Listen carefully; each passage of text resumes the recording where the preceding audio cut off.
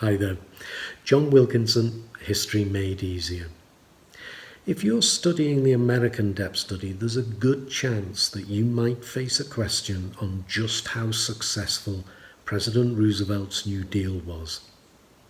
And how you respond to that will depend on how you measure its success, because you do have options. You can measure it against its aims: relief, recovery, reform. And if we do that and we begin with relief, I think you've got to give the New Deal a big tick, a gold star. Because whether it's something as basic as putting food on the tables of American families, or whether it's keeping American families in their homes, preventing their eviction, I think a huge debt is owed by millions of Americans to the New Deal. So a big tick there. But the picture is more mixed when we come to recovery. And when we come to recovery, we look at unemployment statistics. There were 24.9% American workers unemployed when the New Deal began. 1 in 4 American workers without a job. Roosevelt's New Deal got that down to 14% before, under pressure, he was obliged to ease back on those policies. And no sooner did he ease back than America entered a mini recession within the Great Depression. Some people refer to it as Roosevelt's recession. And in 1937 and into 1938, unemployment rose again to 19%. And it only dropped to 17% at the point at which Europe went to war in 1939. And it was the war that brought unemployment down and down and down and really resolved the crisis of unemployment. It was World War II and Roosevelt's the arsenal of democracy, rearming Britain and later Russia, that really resolved the unemployment crisis. So, as I say, a mixed picture there, I think. I think it's also a mixed picture when we come to reform. Yes, Roosevelt instigated reforms, and we're looking at what we call the second New Deal here, largely. There were reforms in the workplace, union rights, for example, and there were reforms in social welfare. But the impact of those reforms was limited. However, I do think we have to consider the context in which Roosevelt was working. Because most Americans, even Americans who had voted for Roosevelt, most Americans were still very suspicious of government involvement in the workplace and in welfare provision. Americans, even those who had voted for Roosevelt, still believed in rugged individualism. But there's another way of looking at how successful Roosevelt was. It's a softer way, it's a way that's harder to measure. But Roosevelt's New Deal gave hope to millions and millions and millions of Americans. And I think that is important.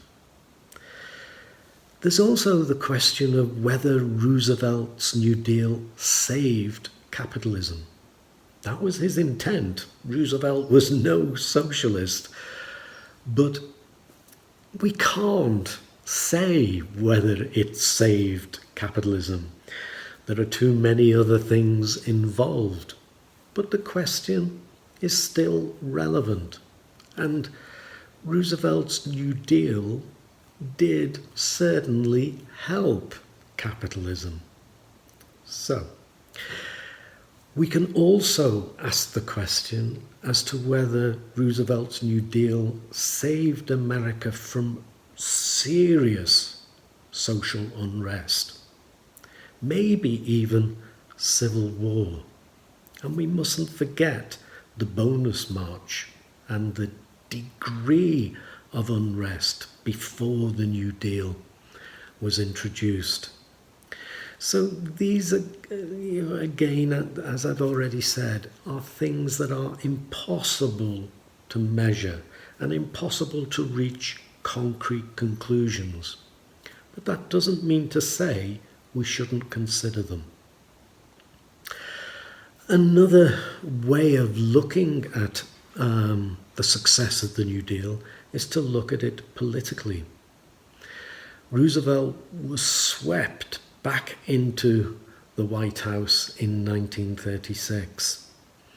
He won all but 2 states, swept back into power.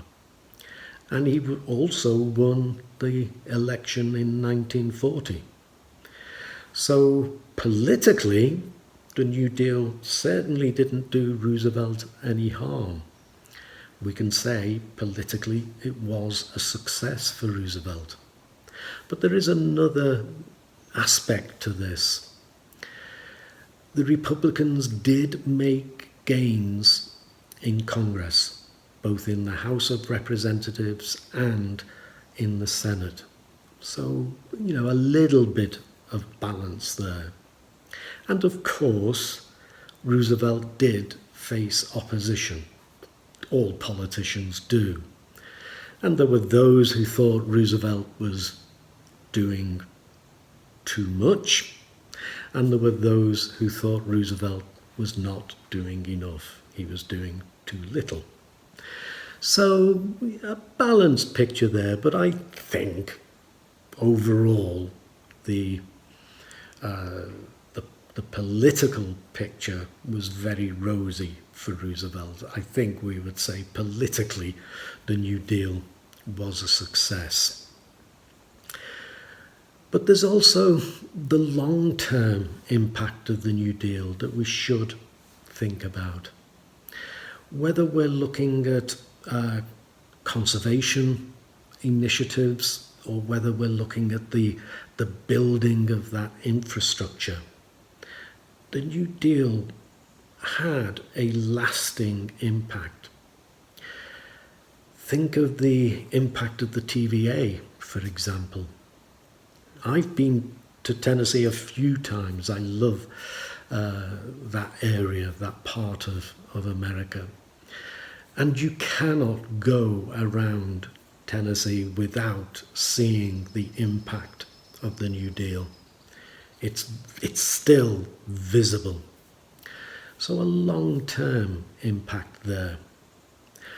But then, again, we should balance this and we should say, well, just how much did the New Deal do for women? 50% of the population. Not a lot would be our conclusion.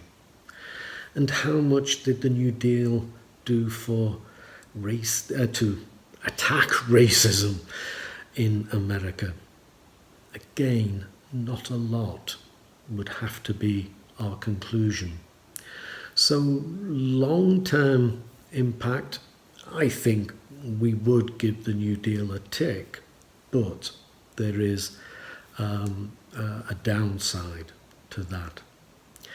But I think the most lasting impact of the New Deal is the debate, its contribution to the debate that still rages in America as to just how far government should intervene in the economy, in the lives of Americans.